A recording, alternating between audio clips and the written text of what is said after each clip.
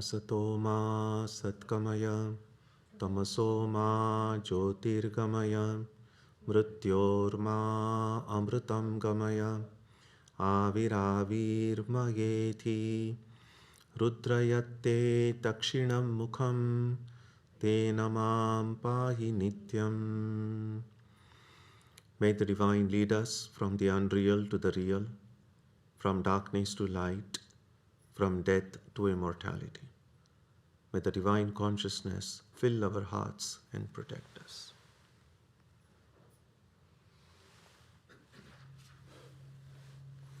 So last week, we took a look at one of the very important verses in the Gita, and that is about karma and akarma, work and non-work, activity and inactivity. And an apparently enigmatic statement we saw there, that one who sees action in inaction and inaction in action is an intelligent person. And we talked a lot about action and inaction. And one of the key ideas that comes from that verse is that although karma is something we talk about many times, the key factor in karma is the karta, the agent of action. And so even the decision to not do anything, suppose I decide, I'm just going to not do anything. And apparently it might seem as if there is no activity but what this verse points out is even that intentionality, that decision to not act itself is karma. So what seems like non-activity is actually an activity. Even when we sit for meditation, and apparently as much as we can, we are motionless. Physically, we just seem to be, well, I'm not doing anything, I'm just meditating. But even that meditation itself is a mental activity. Manasa vyaparaha in the commentaries they mention. Because it's the mind then thinking. So thinking is an activity, it's a mental activity. And so, as long as there is body and mind, which are a part of this world, and it's impossible for the body and mind to be completely inactive. The body, yes. After death, the body, we don't see any activity. But even when you are sitting, not doing anything apparently, even with the body is motionless, there is a lot of activity going on within. The heart is doing its job, the lungs are doing their job, and we want them to keep on doing it. So even physically, there is never total inactivity. And of course, as far as the mind is concerned, we all know it's much more active than the body is. Even in the deepest sleep, when we generally say the mind becomes inactive, it mostly becomes inactive. But even in the deepest sleep, there is a slight motion in the mind. That activity is what helps us become aware that we were not aware of anything. So when we wake up next morning after a good sleep, and then we say, oh, I slept so deep sleep, I didn't know anything. And then of course, if it's really a good deep sleep, then we feel rested, we feel happy in the morning. So who was the one who was experiencing that state of rest, that state of contentment, that lack of awareness of anything? So the mind was vibrating a little bit there even to get that experience. So even in the deepest sleep, there is no complete inactivity. We can say that we come closest to inactivity in the state of that highest samadhi called nirvikalpa samadhi. Vikalpa, there is no vikalpa, there is no distinction at all. That's the only time. And we see in the life of Sri Ramakrishna that when he remained in that state for 6 months, in which case, of course, when you're not, there is no motion, there is no activity, the body can die, because the body will need at the very least some water and of course occasionally food. And so we read in the Ramakrishna's life that his attendant, who was also his nephew, Hriday, had to forcibly feed him. Otherwise, the body wouldn't have survived. And that is why that's a very important verse. Because in a way, it's possible to think about our life. So much of our life is controlled by work. The work that the body is doing naturally, of course, but also the intentional work that we do. Clearly, most of us have to work for our livelihood. Then there are duties, there are responsibilities, there are interests and hobbies that we have, there are things we find meaningful. All of these things involve activity. And in order for me to do that activity, I should feel I'm doing it. Because unless I have that sense of agency, I will not be able to do anything. But once I have that agency that I am doing this work, it's not simply doing work. It comes along with it, comes a sense of expectation. If I do this work, will it be successful or will it be failure? If it's a success, it makes me happy. If it doesn't work out, it makes me sad. Then there are the expectations of people around me. Then there are the ambition that drives me. There are so many factors, internal as well as external, that force me to work in life, do things in life, and then I get caught up in that whole success, failure, joy, sorrow, suffering, personality clashes, debates, arguments, and that's how we kind of get sucked into this relative world. So even when we think about that ultimate reality being transcendent and above all, occasionally that thought is kind of nice to feel about, but we are just right in this swamp. It's completely filled with this cause and effect. And that's why karma seems like such a mysterious thing, which is also a primary source of bondage. But what drives karma is actually the karta, the sense of, there are two things we have. Karta, the sense of doership. I feel I'm doing, or I feel I can take decisions about my life. And then bhokta. Bhokta means this experiencing. Because the joy and sorrow that I experience in life, I have the sense I'm experiencing. It's only if someone else is experiencing joy or sorrow, to the extent I'm identified with that person, I can share in that person's joy or sorrow.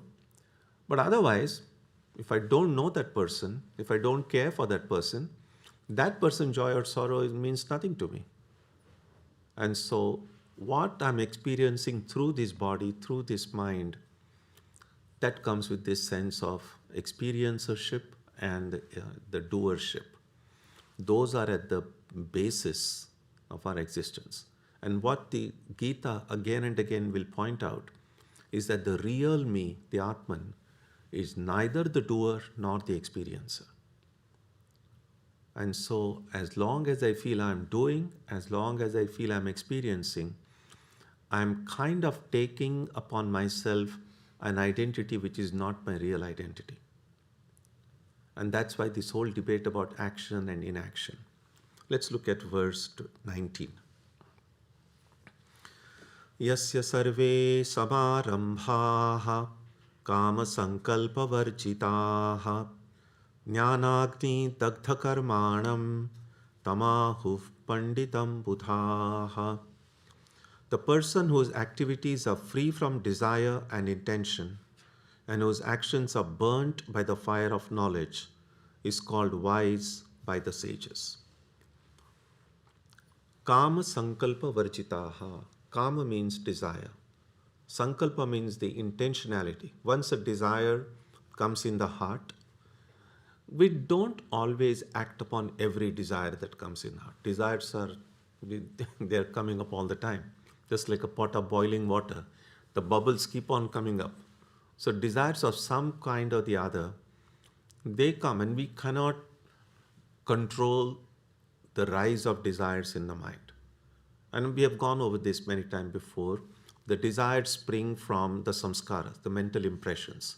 When the mental impressions get activated, the desire kind of just like a bubble in a boiling water.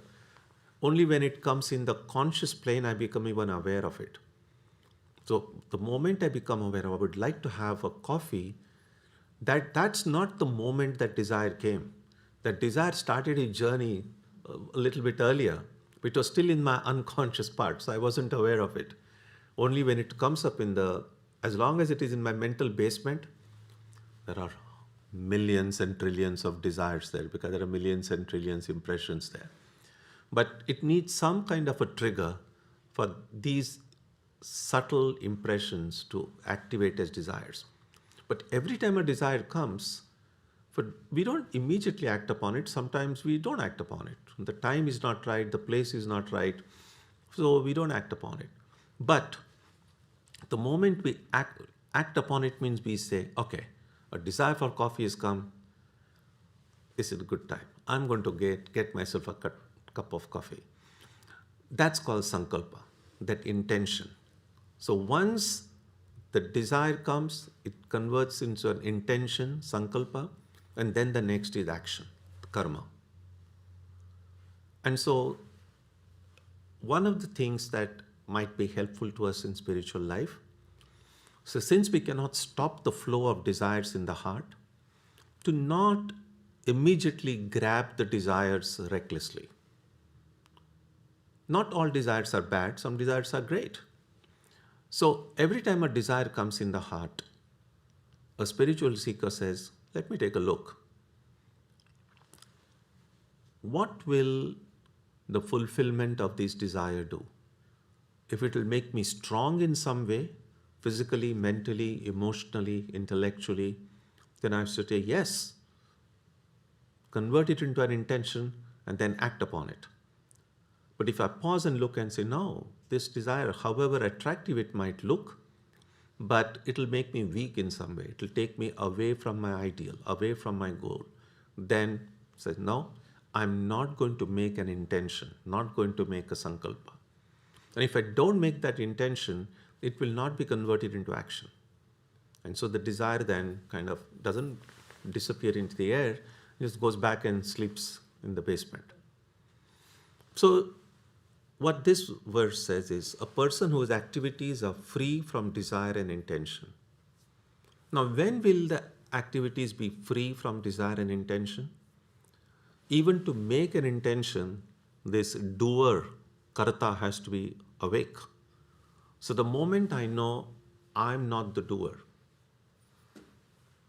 there is a prayer Sri Ramakrishna often did to the Divine Mother. He said, Mother, I'm only an instrument. You are the doer. So that's the language of a bhakta, a devotee. Philosophically, one might say the Atman is not the doer and so on. A devotee will say, if anything is being done at all, God is doing it. The divine is doing it. I'm only an instrument. So person whose activities are free from desire and intention, that's the karta is absent, and whose actions are burnt by the fire of knowledge. Now what knowledge? The knowledge spoken of in the earlier verse. Seeing action where there is real action, seeing inaction where there is true inaction. And that's pretty obvious in some ways, that the only place where there is total inactivity is in the Atman. The Atman is the non-doer. It's all pervading, it's just the pure consciousness. Anything other than the Atman, there is activity there. So if there is any action, we just see it's happening in the body and mind. And the Atman, there is no action. So seeing that knowledge, all actions are burnt by the fire of knowledge. So actions are burnt in the sense that karma will stop having the kind of effect the karma is having upon me now. There's being caught up in this chain of cause and effect. You do action, you look for its results. Results are good or bad, depending on it will make me happy or miserable. So that kind of a vicious chain I can get free of, I can be free of, that chain is burnt just by the knowledge that in reality I'm not doing anything. So when we speak about being a witness, now oftentimes witness really means we just look at it in an objective sense. Yes, being a witness of everything that is happening around me, which is good. But the last phrase, happening everything around me, what me am I speaking about? Because if I say this is me, then anything happening outside this, I can be a sakshi, a witness of that. But if I say the real me is inside this. And so it's not about just being a witness of what everyone around is doing, but including what this person with this body, this mind is doing.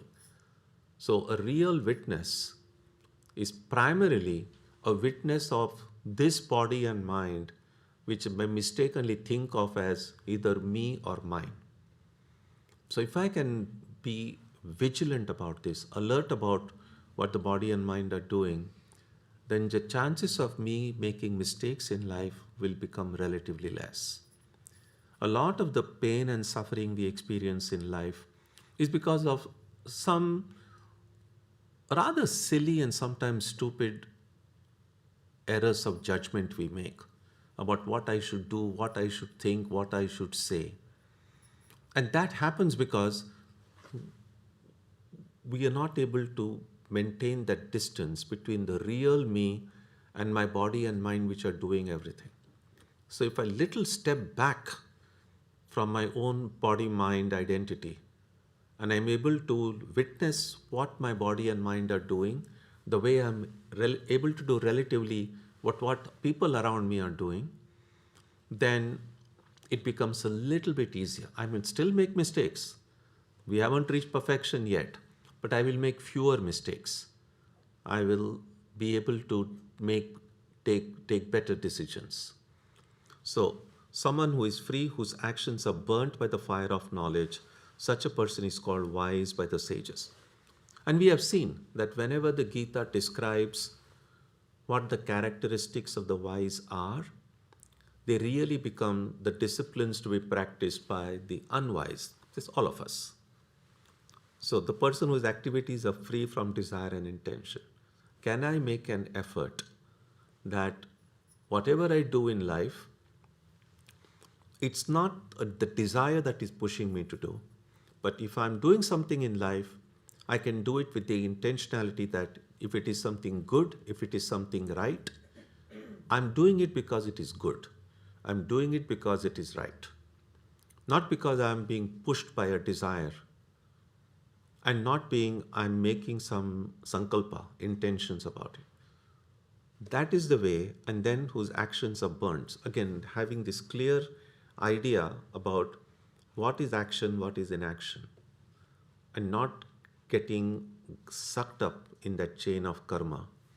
If I can do that, I will also become wise. It's not about just knowing whom some wise people, sages considered wise. What this verse says, potentially, every one of us can answer this definition. That it's possible for every one of us to become wise if we make an effort to live in this way. Verse 20. Tyaktva karma phala sangam nityatrupto nirashrayah karmanyabhipravrittopi naiva kinchit karoti saha. Giving up the desire for the fruits of work, remaining ever content, depending on nothing, a person does not do anything even when seemingly doing work. That's another one characteristics of the enlightened being. Giving up the desire for the fruits of work. This might seem difficult, but if we just think about it a little calmly, this seems to be the most sane thing to do in some ways. The idea is this: if I do some work, it will yield a result. whether I desire it or not. And so, what's the point of desiring the result? Just do the work. And so, if the problem with desiring a result is, if I desire something, then of course, if I get it, I'll be happy. But if I don't get it, then I'm going to be unhappy. So I'm setting myself up, at least for the possibility of being unhappy. On the other hand, we just say, I'm going to do what is right, I'm going to do what is good. And of course, if it is karma, it is going to yield result. So the fruit of work will come irrespective of whether I desire it or not. Where I do have choice is when that fruit of work arrives. Should I grab it or not grab it?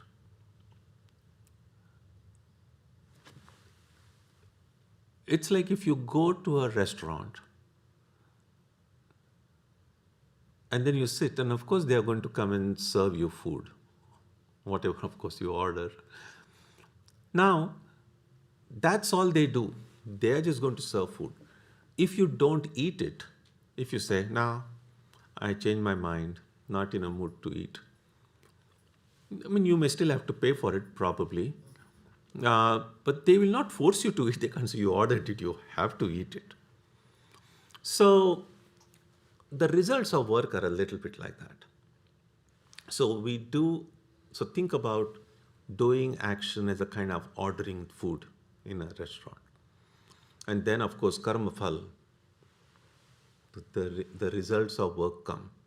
And what work will do, karma will do, is it will serve you in your plate, the result of work, the joy or sorrow.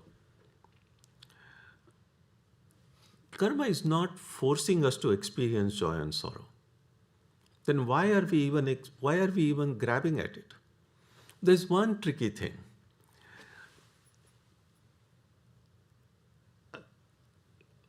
Let's say that things are served in your plate and externally they all look identical. There is no way to distinguish the different things that are put in the plate. And it looks attractive. And of course, you know that there's a possibility that it might be delicious. And so, of course, you take the first one and you find, oh yeah, it is delicious, it is tasty. And then you say, okay, let me try the second thing. And then it's extremely bitter and extremely terrible. And then you say, oh no, this is not good. I'm just going to push your plate aside and say, I'm not going to eat it.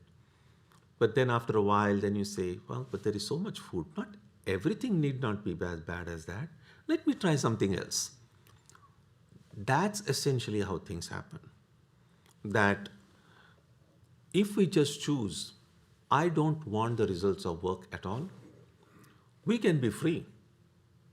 But that's where that desire comes in, that ignorance comes in, that idea that I want joy. What most people want is joy. What they don't want is suffering. And that's a problem, because they come together. Externally in advance, you don't know whether it's joy or suffering, because we don't know what the result of the work is going to be. And so as long as joy is coming out of things, we keep on doing it. Then some very bad experience comes. And then we say, oh, then suddenly we develop a lot of detachment when we suffered something for something. We say, no, I just don't want it. I hate it. I'm not going to do it. And so that effect remains for a while. And then the mind says, well, not everything is going to be bad. Let me try something else.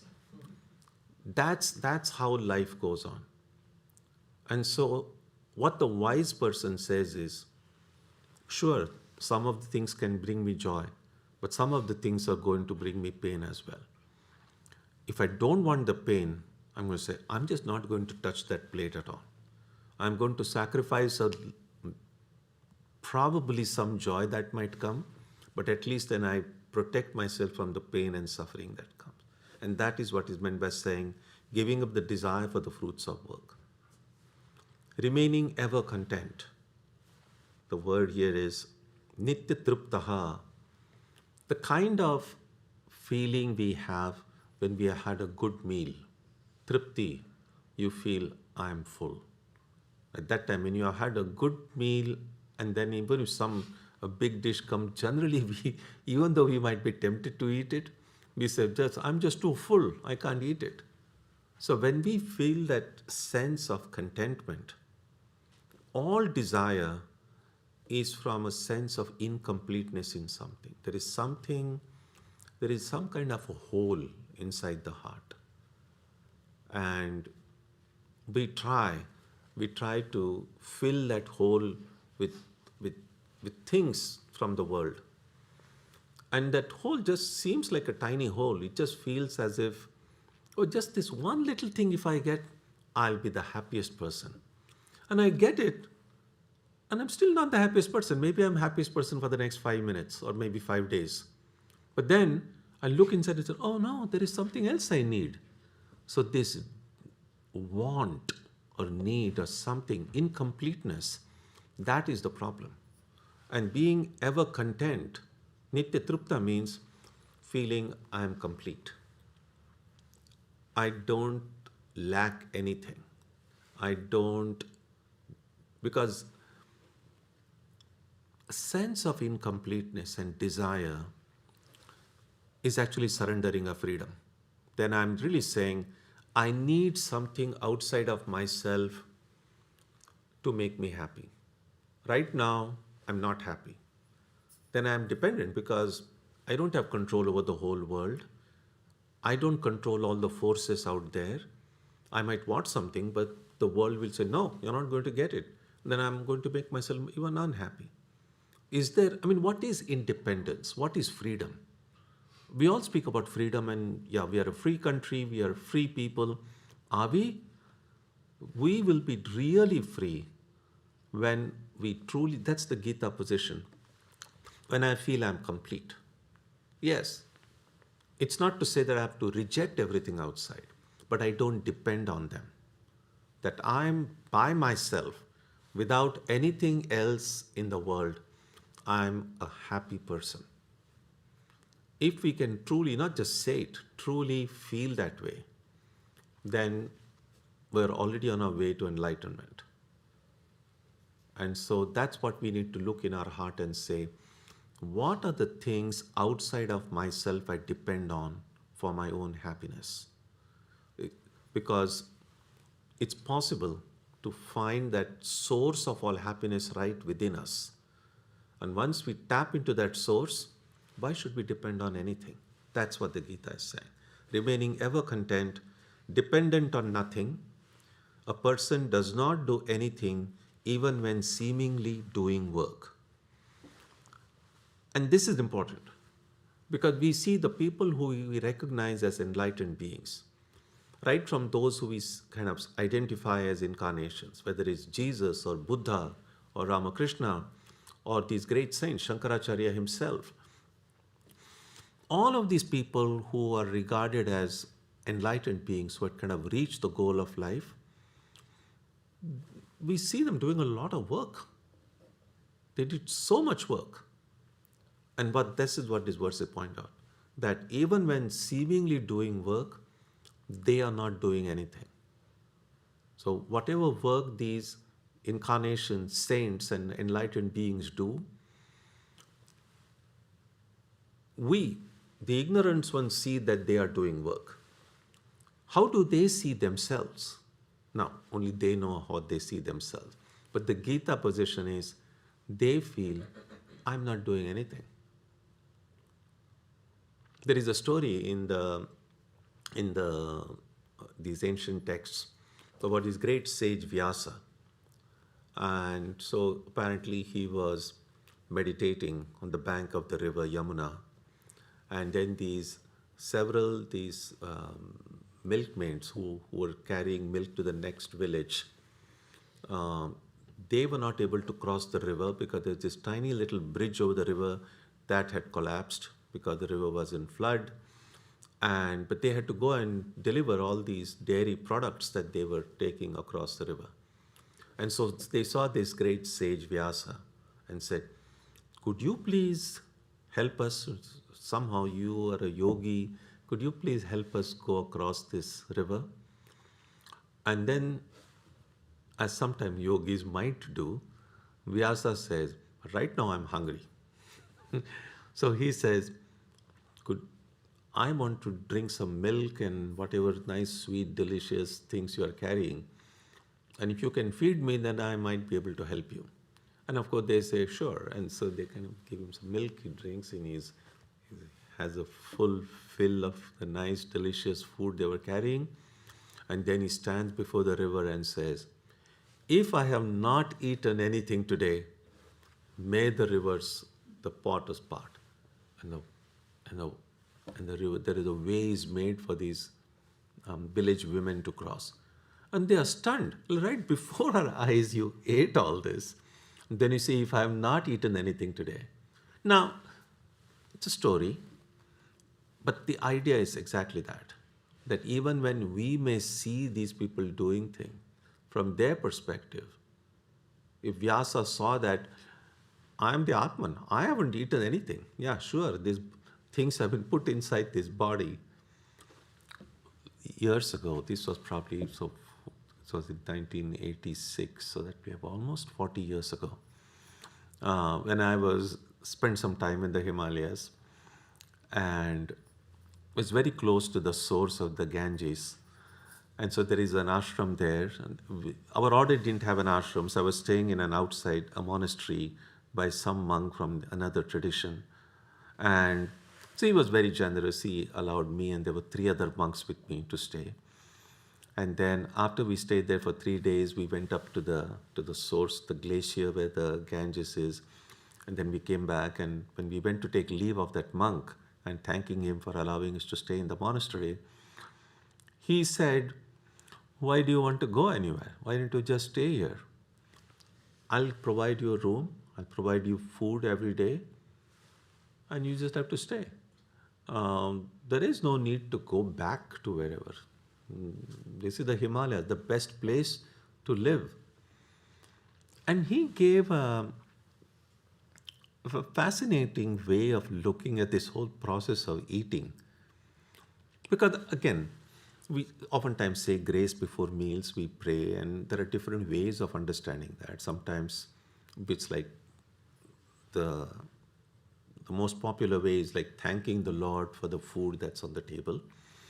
But in the verse that we chant, actually it will come very soon in this chapter itself at the Vedanta Center before meal. And the idea is to recognize, looking at the food and recognize, and all of that. So there are different ways of understanding the process of eating and the relationship of the food with us. But there's one thing I hadn't thought of, and which was kind of interesting. So what this very elderly monk he was, what he said was, and of course 40 years ago I was relatively young, and so he said, what is this? What is this process of eating? What is this body? What is the stomach? He said, the stomach is nothing but a bag, or like a sack. Now he was speaking in Hindi, so I'm translating it. The stomach is like a bag. And what does this bag say? The bag, every 6 hours, this bag says, throw something into me, throw something into me. And he said, sure, when the bag keeps on saying, throw something into me, it's difficult to then pray and meditate because you're hungry. And so he said, throw something into that bag. The next few hours, it remains quiet. If it remains quiet, then you spend time praying, meditating. After another few hours, the bag again says, throw something into me. And I said, that's wonderful. Whoever thought that if we can look upon this food as not something, oh, I want to eat delicious thing, that this hunger, this body in which I dwell, is imposing its limitations upon me. And I can say, okay, all that you need is something should be put into you. And so this monk said, I will give you that something to be put every few hours. You can sit and meditate here, which is kind of interesting.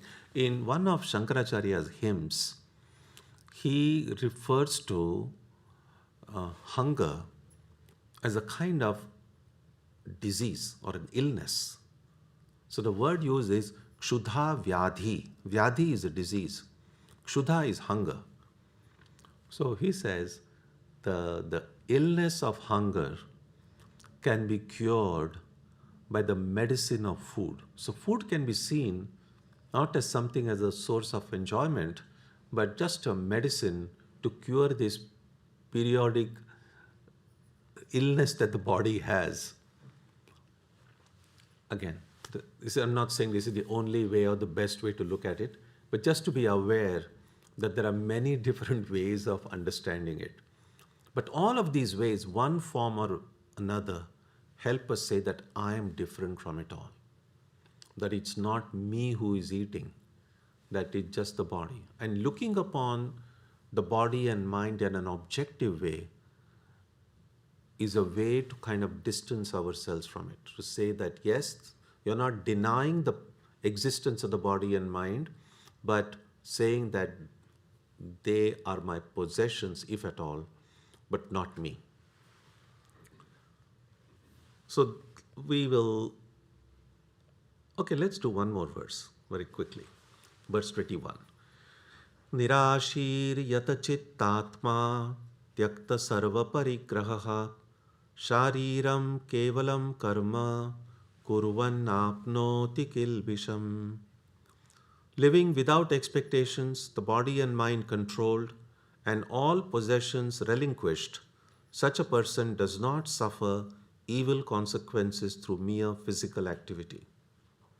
So living without expectations, it's a very, very well-known one saying in the Bhagavad. It comes, there is a story, the end of the story is, Ashahi paramam dukkham, nairashyam paramam sukham. Asha means the expectation. Living with expectations is the supreme misery. Living without expectation, the supreme happiness. Apparently a very simple thing to do, but when we start practicing it, we realize how tough it is.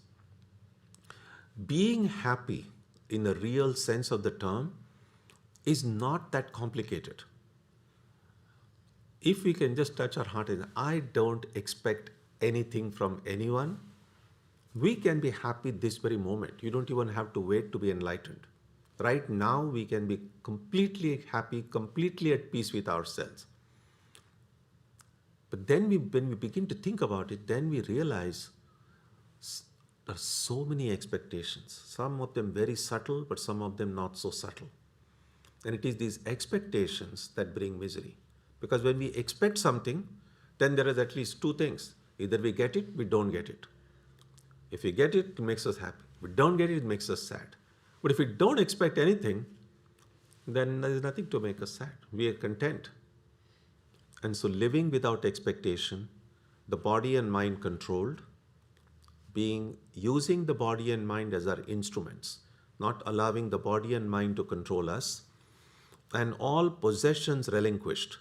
All possessions relinquished means you don't have to put everything on eBay or anything like that.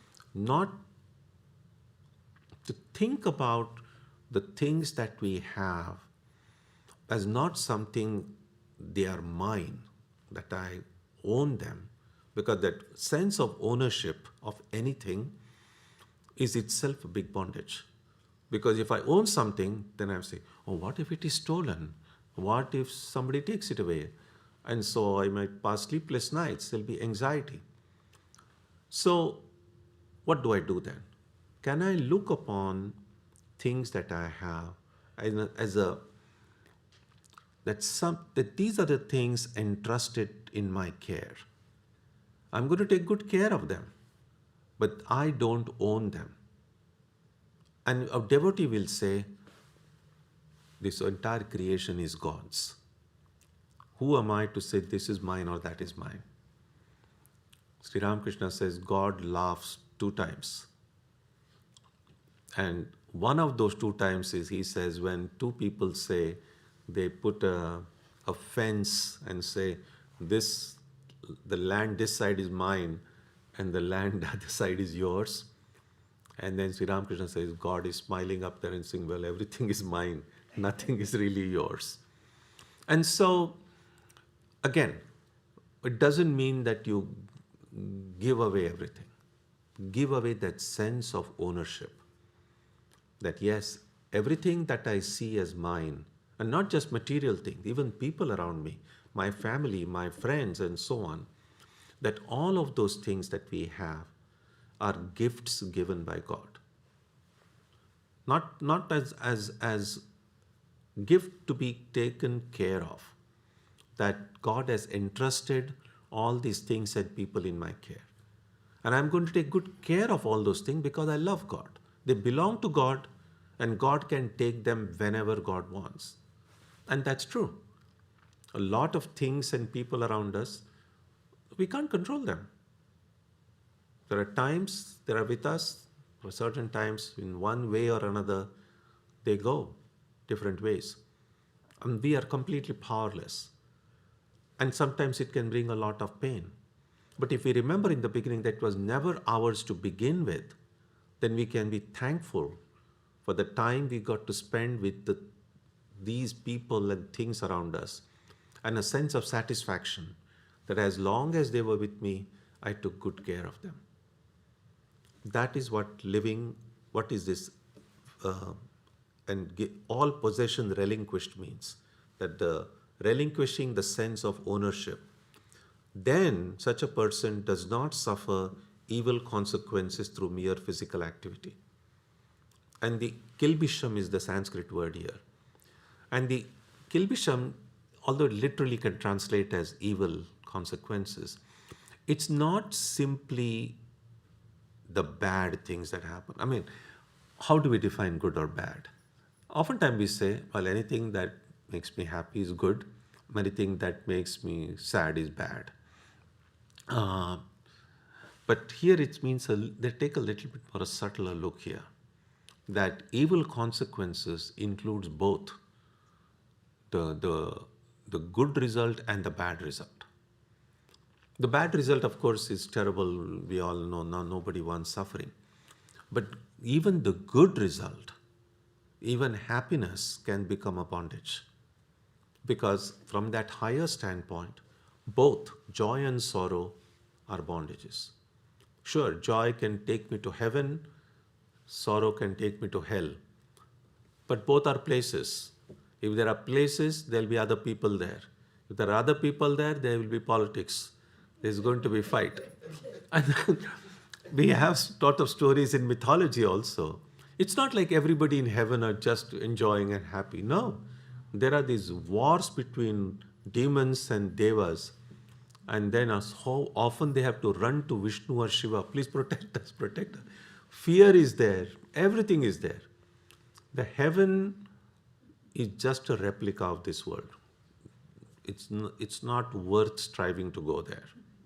I mean, think about, say, some people in what we might today describe as a less developed part of the world. If they were to now suddenly be flown in and put in Times Square and put in some 5-star hotel and given them all the delicacies, they're going to say, I am in heaven. Because compared to where they were, this might seem to be heavenly. If they stay for a few days, then they say, no, these people are suffering as much suffering as I was there. Because those of us who are already here, we know, yeah, sure, there are some wonderful things here, but it's not really heaven. There are problems here too. Years ago, when I visited Helsinki in Finland, just a few days before that, the New York Times had put this, whichever parameters they have, the happiest countries in the world. And usually, Norway and Finland kind of generally tend to top the list. And so that particular year, Finland was declared to be the happiest country in the world. So when I reached Helsinki, when I was speaking with people there, I said, I'm so happy to be visiting. I just read that this is the happiest country in the world. And they were, of course, they had heard about it. And they said, really? We had no idea. This is what people think, but we don't feel we are the happiest people. And so the idea of heaven is very relative. The only heaven is to not be dependent on anything, to see that the Atman, the pure consciousness, not get sucked into this limitations of the material world. And so that evil consequences here, therefore, means not just the bad things that happen, but good and bad. The ideal is to go beyond good and bad, not just hold on to good. And yes, we need to do good, avoid evil. But once we are able to eliminate all evil from our life, then the good itself can become a bondage. Then we need to go beyond that good. It's the difference between a gold chain and a rusted iron chain. Yeah, gold chain is probably better. But if I'm tied in it, then it's as much binding as an iron chain. That's the analogy often given in books. So we'll stop here now. If you have any thoughts, ideas, comments, questions. Yeah, Vikram.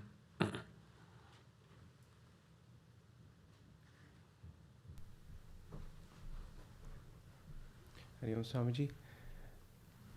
Swamiji, what we're trying to do as spiritual seekers may be no less difficult than what astronauts do, and more difficult. More difficult. And they have a simulated environment of zero gravity. Is there any way to simulate a zero karta, zero bhokta environment for us? Sure. I mean, what we can do is, in a controlled environment, it's a little bit easier to put into practice some of these teachings. So what we can try to do is that at least in my own little room where I work or live, I can say, let me try to hold on to these ideas and principles and do my thinking about myself and the world holding on to these ideas.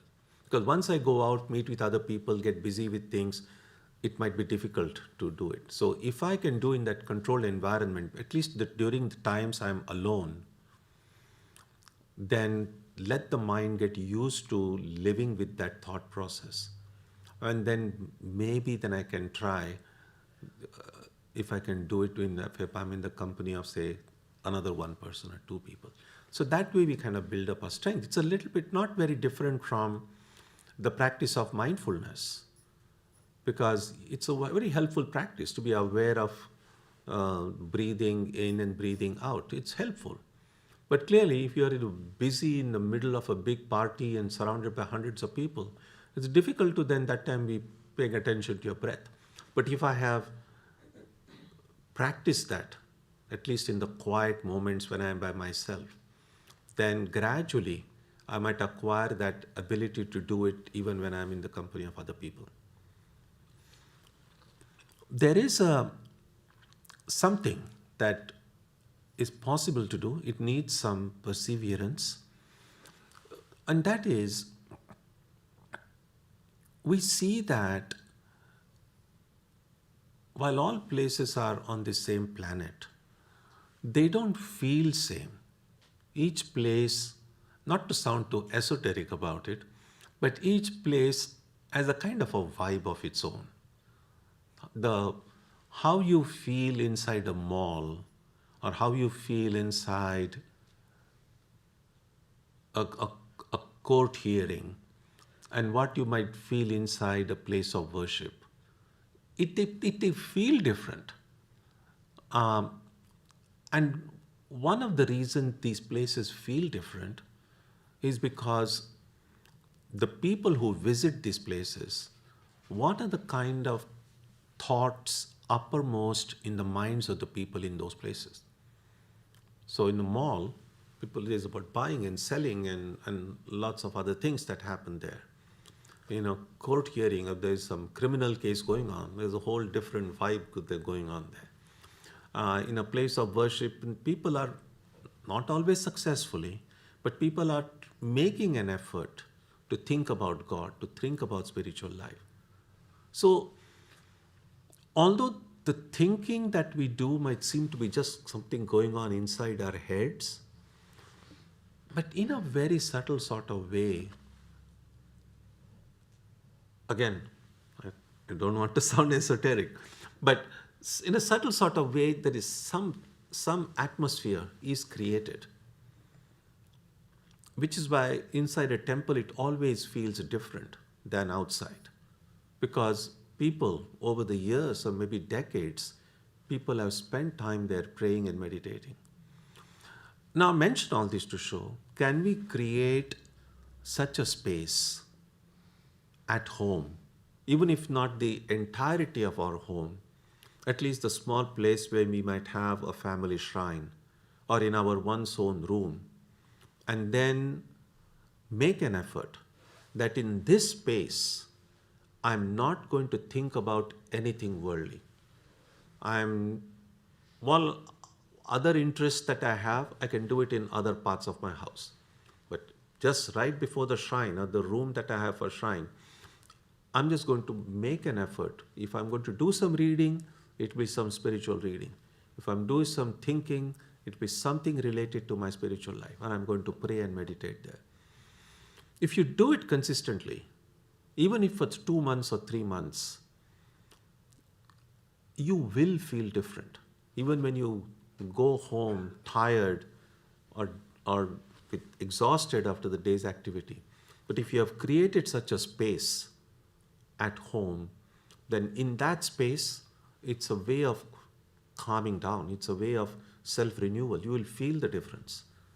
So that's the kind of a controlled environment we can do in our own home. And then maybe gradually from my own little room or small little shrine, I can extend it to my whole entire home, so that whenever I have guests coming in, they will feel, oh, when I come inside your home, it just feels very different.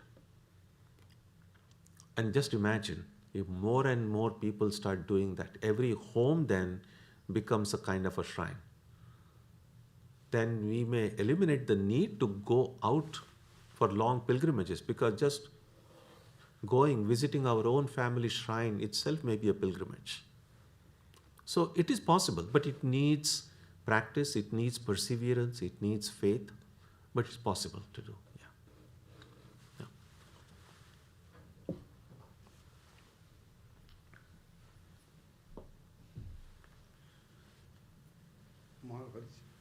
Maharaj, you told something which I feel all the time. Because when I come here, when something I want to hear to make my mind calm and quiet, I get it here. Yeah.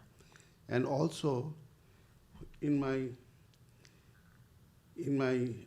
room where I do the meditation in this place, that time I feel that I cannot say anything to my wife or someone.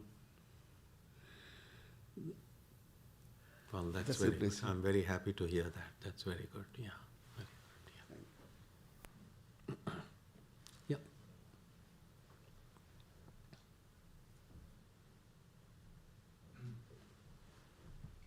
Hi, good evening. Thank Yeah. you so much for your talk. I could really relate to what you were saying about the atmosphere in different places, and I definitely feel a very nice atmosphere here. My question is regarding the types of people that you're interacting with, and sometimes, some of my friends, or like at least the people I talk to, are mostly young people, and I find it very difficult to find people who are like somehow aligned with this, and like I cannot really speak to many people about the inner things. Like Sure. it's always external, like career or something like that. Sure. So, but there are also people who like they're into like drinking and everything. I'm personally not into that. Mm-hmm. But my question is, sometimes it's almost inevitable that I end up in situations where I have to, either by compulsion or by some other circumstances, to be in such environments. And my question is how to sort of not be affected by that and to kind of maintain your inner equality in such Sure. Yeah. cases. Yeah, good. Thank you for that. It can be challenging. And at some point we have to then ask ourselves, do I really have to be in this situation, in these circumstances, among people who are so contrary to what is meaningful to me? And there could be situations where it's absolutely unavoidable. And then one has to do the best one can to protect oneself. But there will be also times when we discover, I don't have to be doing it. And it might seem, oh, but these are my friends, I've known them for so long. And I think, as in life, sometimes we may have to part with friends, and we can do it in as cordial a way as possible. But also recognize that, yes, sure, but there'll be other newer friends, newer connections I can have in life who will be more aligned, where I don't have to be so much always on guard. Yeah, so at some point we have to be a little bit discerning about the kind of people I want to surround myself with, the kind of situations, and sometimes we may have to give up a few things, but also recognize that there could be better prospects available until I give up my clinging to things. But yes, but I agree. There could be some situation which is absolutely unavoidable. And then we need to kind of, it's a little bit like the firewall we have in our computers. When you go online, we want to be in touch with the world, but we also know that while useful information can come, but also viruses can come. So if I can have a good firewall, say I'm going to allow only good things to come in and not allow the negative things to come in. And as far as possible, with practice, it generally becomes easier slowly to say that, yes, I don't want to cut myself off from the world, but I will try to create a kind of an inner insulation in a way that I will allow only positive, healthy thoughts and ideas to go in and say no to this. And as far as possible, to do this without offending anyone, as far as possible. That makes sense? Yeah. Okay. Anything else? Okay. So we will stop here today. And next week we'll begin with verse number 22. Jananim Saradam Devim Ramakrishnam Jagadgurum Padapadme Tayo Shritva Pranamami Muhur Muhu.